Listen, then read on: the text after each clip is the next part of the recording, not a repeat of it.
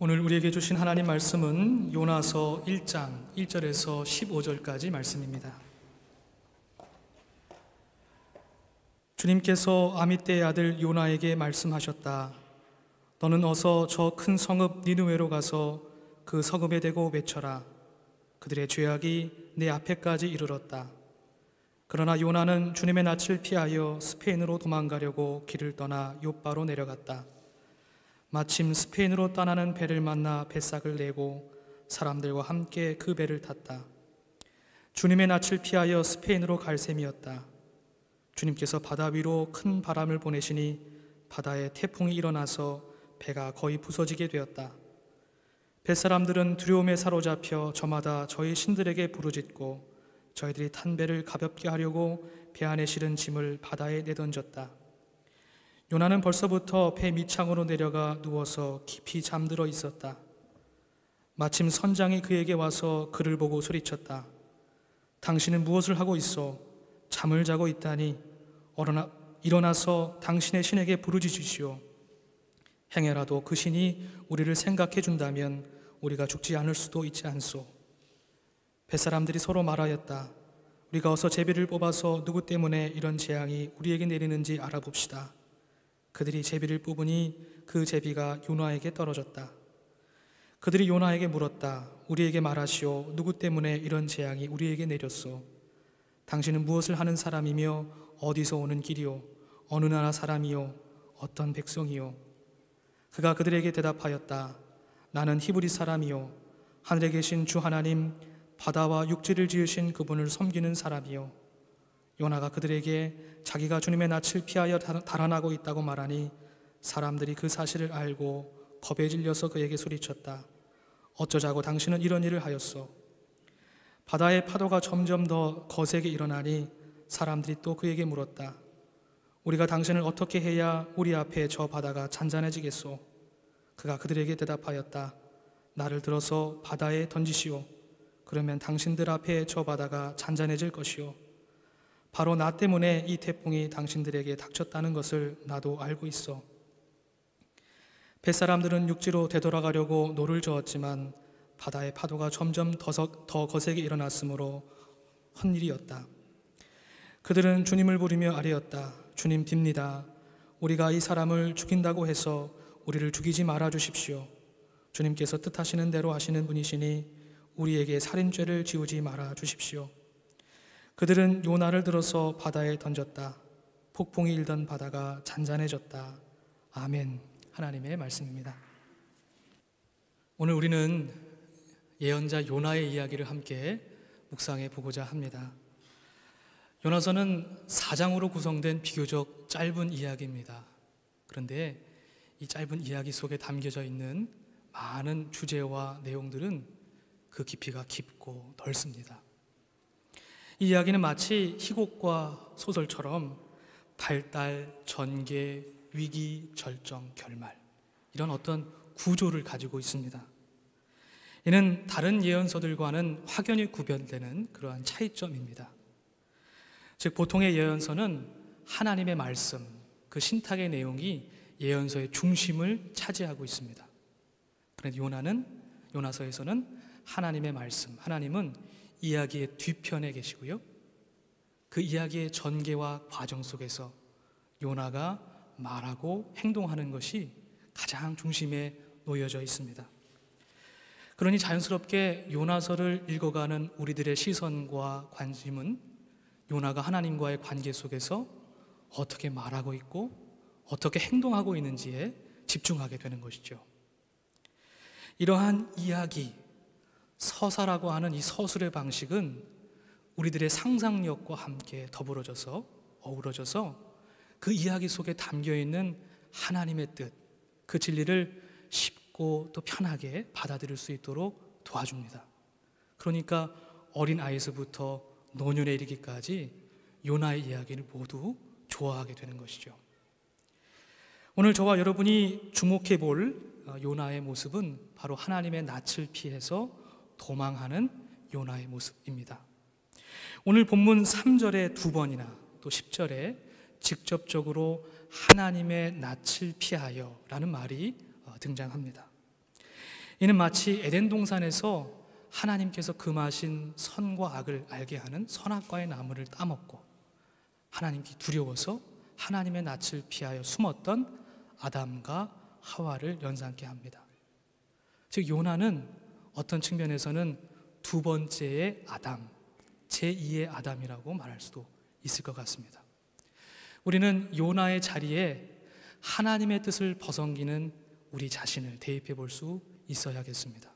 그리고 오늘 현대의 그리스도교 교회의 공동체, 그리고 성도들을 그 요나의 자리에 한번 대입해 볼 수 있겠습니다. 그런데 우리는 이러한 불순종의 아이콘 요나가 친근하게 느껴지기도 합니다. 왜 그럴까요?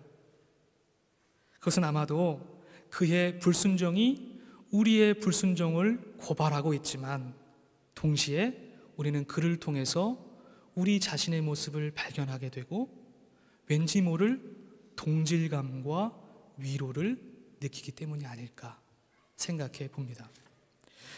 말씀을 묵상하면서 저는 정호승 시인의 나무에 대하여라는 시에 굽은 나무의 그림자가 더 사랑스럽다라고 하는 시귀절이 떠올랐습니다. 굽은 나무의 그림자가 더 사랑스럽다.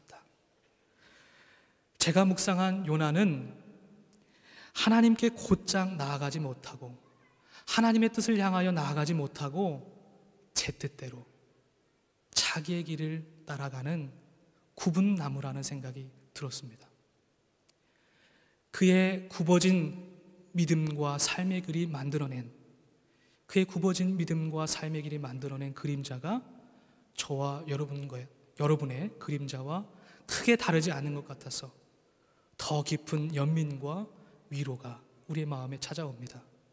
그리고 이 이야기를 통해서 우리의 삶과 믿음을 비춰볼 수 있는 그런 성찰의 마중물이 되기도 합니다. 우리는 요나를 읽으면서 우리가 믿는 하나님께서는 이러한 부족함과 연약함, 불순종과 구부러짐, 이 믿음의 길을 걸어가고 있는 우리를 그럼에도 불구하고 늘 넉넉한 사랑과 인내로, 용서와 사랑으로 끌어안아 주시고 하나님의 사랑으로, 하나님의 길로 인도해 주신다는 사실을 발견하게 됩니다. 얼마나 감사한 일인지 모릅니다. 우리를 향한 하나님의 사랑이 깊고 깊습니다. 오늘 저와 여러분이 하나님의 낯을 피하여 달아나는 이 요나의 이야기를 우리의 삶과 믿음을 비춰보는 거울로 삼기를 원합니다. 그래서 이 시간 그가 왜, 어떠한 동기로 어떻게 하나님의 낯을 피하여 도망했는지를 함께 살펴보면서 저와 여러분의 삶의 길, 믿음의 길이 어떠한 모습인지를 함께 성찰해 볼 수 있기를 원합니다. 요나는 하나님의 예언자입니다. 여러분, 예언자가 어떤 사람이죠? 예언자는 하나님의 성령, 하나님의 마음에 붙들린 바 되어서 하나님께서 원하시는 것을 이 땅 가운데 드러내고 증거하며 선포하는 그러한 순종의 사람입니다. 오늘 본문 1절과 2절에 보니 예언자 요나에게 하나님의 말씀이 어김없이 임했음을 알고 있습니다. 그러나 2절 자체에서는 하나님께서 요나에게 어떠한 말씀을 해주셨는지 우리는 정확히 알 수는 없습니다. 다만 니느웨 사람들의 죄악이 크다라고 보도될 뿐이죠. 그러나 이야기 전체의 줄거리를 통해서 이 신탁의 내용이 하나님의 공의와 하나님의 사랑에 관한 것임을 우리는 어렵지 않게 짐작해 볼 수 있습니다. 하나님의 공의는 그들을 심판하시는 하나님의 마음입니다. 그리고 하나님의 사랑은 그 경계 없음은 그들이 회개하면 용서해 주시겠다는 하나님의 마음입니다. 즉 하나님께서는 요나에게 나의 사랑에는 경계가 없단다. 나는 모든 사람을 사랑할 수 있어. 모든 사람들이 회개하여 뜻을 돌이켜 나에게 돌아오면 나는 그 사람을 용서해 줄 거야 라고 요나에게 말씀해 주고 계시는 것이죠. 요나는 하나님으로부터 희생자들과 약자들 뿐만 아니라 억압자들까지도 구원하시겠다는 이 보편적인 구원의 의지를 들었습니다. 그리고 요나에게 이제 가서 니느웨 사람들에게 가서 회개를 선포하여라 라고 하는 미션을 받게 되는 것이죠. 그러나 요나는 이러한 하나님의 보편적인 구원의 의지를 받아들일 수 없었습니다. 그것을 도저히 이해할 수 없었습니다. 그도 그럴 것이 어느 누가 억압자를 증오하는 마음, 그들의 멸망과 심판을 기대하는 마음에서 자유로울 수 있겠습니까? 더욱이 하나님께서 억압자들조차 용서하시고 구원하시기를 원하신다는 이 사실을 어떻게 받아들일 수 있겠습니까? 우리는 요나의 마음에 깊이 공감할 수 있습니다. 2절과 3절 사이, 즉 하나님의 신탁과 요나의 응답 사이에 그러나라고 하는 접속사가 있습니다. 이 그러나라고 하는 접속사 안에 요나의 단호함과 즉각성이 담겨 있다고 생각이 됩니다. 즉 한치의 망설임도 없이 하나님께 등을 돌리고 떠나는 요나의 모습을 우리는 보게 됩니다. 그는 이제 스페인으로 도망가기 위해서 요파 항구에서 배를 타게 되는 것이죠. 사실 여기에 오늘 본문이 담고 있는 가장 핵심적인 메시지가 담겨 있습니다.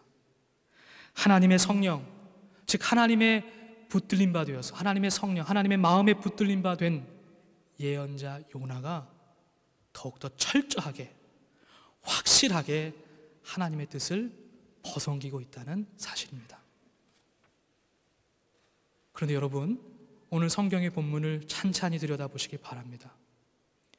역설적이게도 우리는 오늘 본문에 등장하는 선장과 뱃사람들, 즉 아직 야훼 하나님을 알지 못하는 사람들의 말과 행동 속에서 요나에게서는 도저히 찾아볼 수 없는 하나님에 대한 경외와 순종의 마음을 발견하게 됩니다.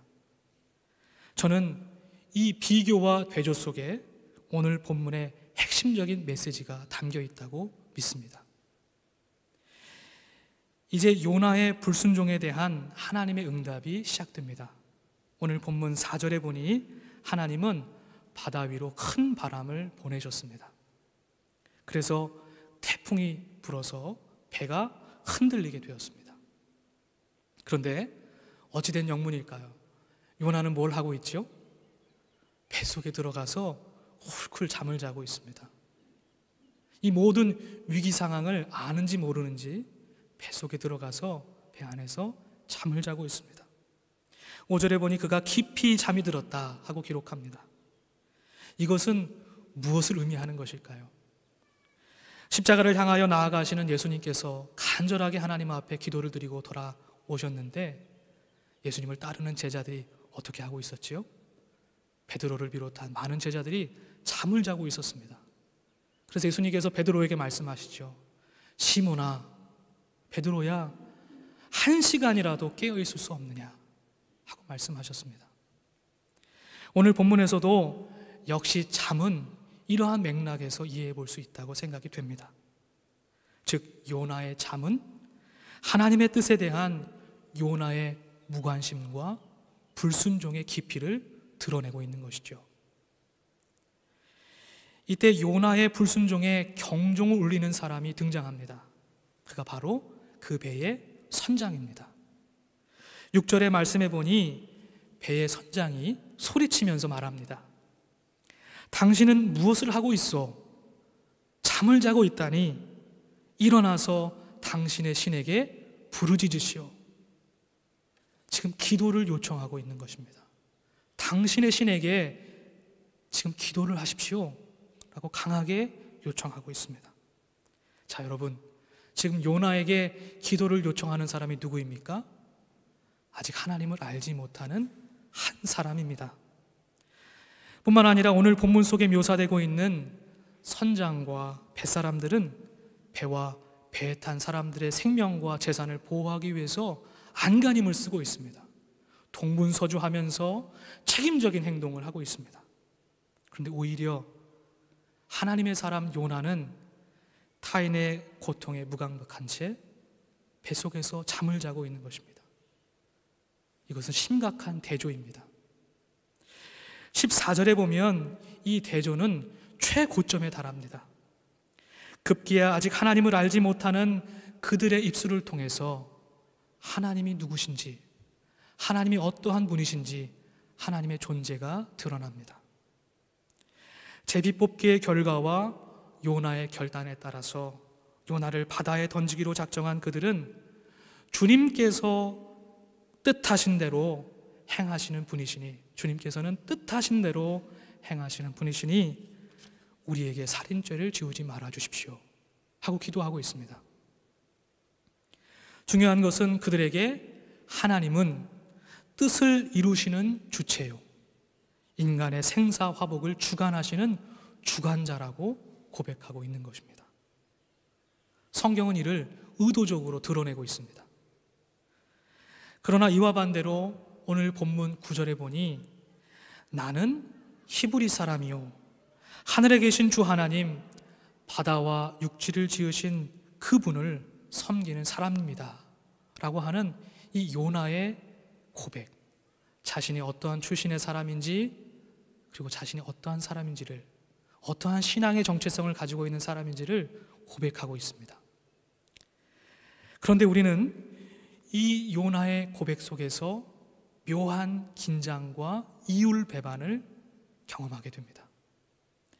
왜냐하면 성경을 읽는 우리들은 그의 고백과 그의 삶이 물과 기름처럼 나누어져 있다는 사실을 우리는 즉각적으로 알고 있기 때문입니다. 느끼게 되기 때문입니다. 오늘 본문 바로 다음 절 16절에는 이러한 대조와 긴장이 어떠한 결과로 이어졌는지를 우리에게 가르쳐 줍니다. 우리 함께 한 목소리로 읽어보겠습니다. 사람들은 주님을 매우 두려워하게 되었으며 주님께 희생 제물을 바치고서 주님을 섬기기로 약속하였다. 아멘. 그렇습니다. 역설적이게도 하나님의 낯을 피하여 도망하는 요나로 인해서 그들은 하나님의 얼굴을 마주할 용기를 얻게 되었습니다. 하나님을 더 가까이 할 기회로 삼게 되었습니다. 하나님을 알게 되었습니다. 저는 오늘의 본문을 묵상하면서 가톨릭 신학자 칼 라너가 이야기했던 익명의 그리스도인이라는 개념이 떠올랐습니다. 익명의 그리스도인이란 아직 기독교에 귀하지는 않았지만 자신도 의식하지 않은 채 진리이신 하나님의 뜻을 행하는 사람들을 가리킵니다. 이 익명의 그리스도인들은 오늘날 교회 밖에서 성경이 담지하고 있는 하나님의 뜻을 실천하면서 이를 희망하는 사람들, 오늘날 이 사람들을 가나안 성도라고 말하기도 한다고 합니다. 그러한 사람들과 함께 아직 종교를 가지고 있지 않지만, 즉 신앙을 가지고 있지 않지만 하나님께서 기뻐하시는 선한 뜻을 품고 그 뜻을 실천하는 사람들, 그 수많은 사람들을 가리킵니다. 오늘 우리가 함께 읽은 요나서 전체에는 하나님의 예언자 요나와 하나님을 알지 못하는 사람들, 유대인과 이방인들, 유명의 그리스도인들과 익명의 그리스도인들이 서로 대조를 이루고 있습니다.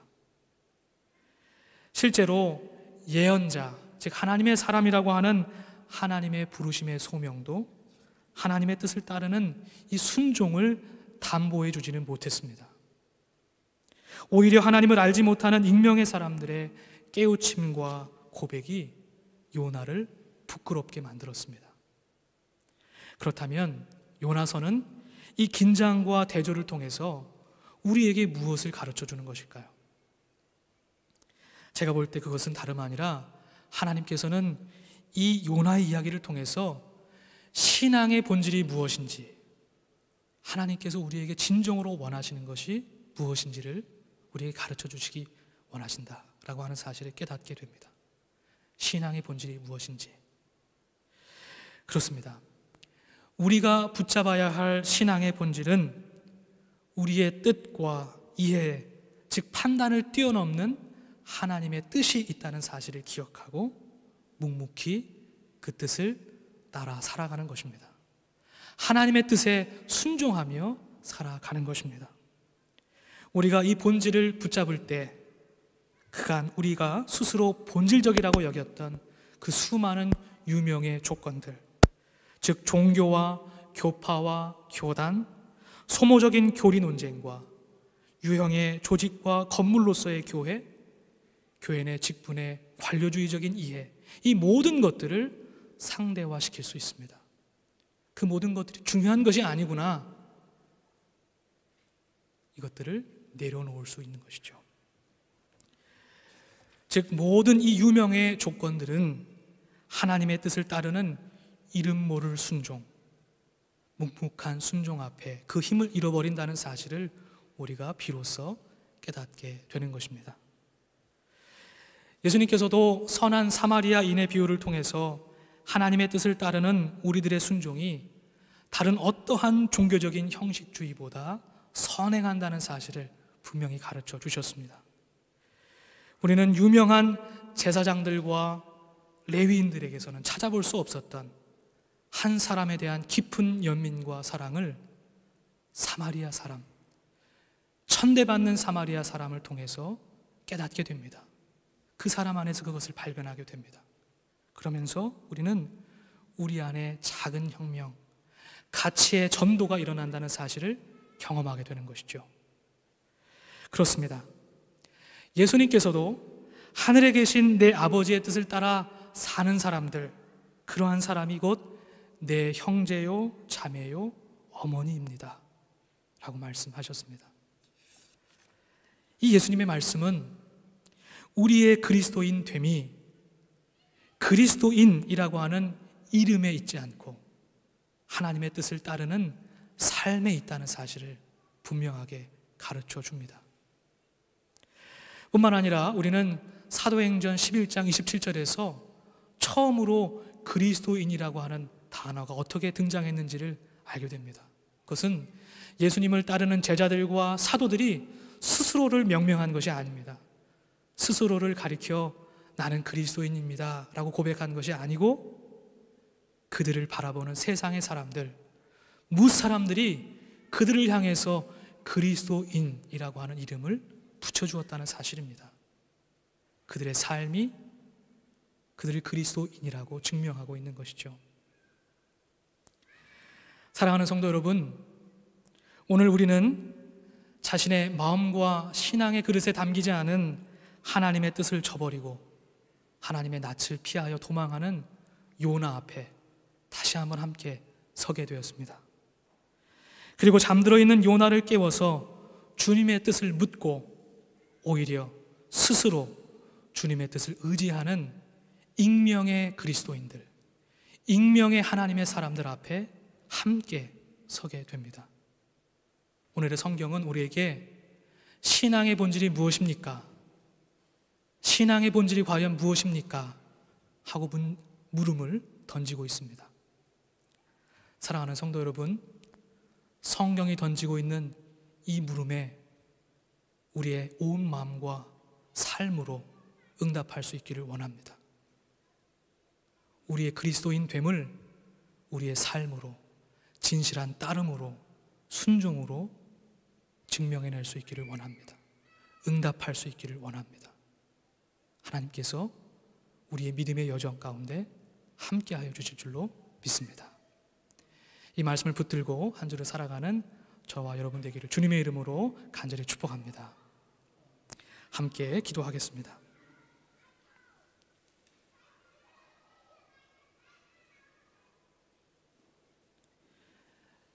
하나님 아버지, 오늘도 우리에게 허락하여 주신 하나님의 거룩하신 말씀 앞에 함께 섰습니다. 말씀의 거울에 비추어 보니 우리들의 구부러진 믿음과 삶의 모습이 더욱더 선명하게 드러납니다. 주님, 주님의 뜻을 따르기를 원합니다. 우리의 지혜와 우리의 생각과 판단을 앞세우지 않고 하나님의 뜻을 묻고 그 뜻을 겸손히 순종하며 따라가기를 원합니다. 하나님의 성령으로 우리의 몸부림을 도와주시고 우리와 함께 걸음걸음 동행해 주셔서 우리가 하나님의 자녀임을, 그리스도인임을 세상 가운데 증거하며 드러내는 우리 모두가 되게 하여 주옵소서. 말씀 주신 감사드리오며 우리를 구원하신 예수 그리스도 이름으로 기도합니다. 아멘.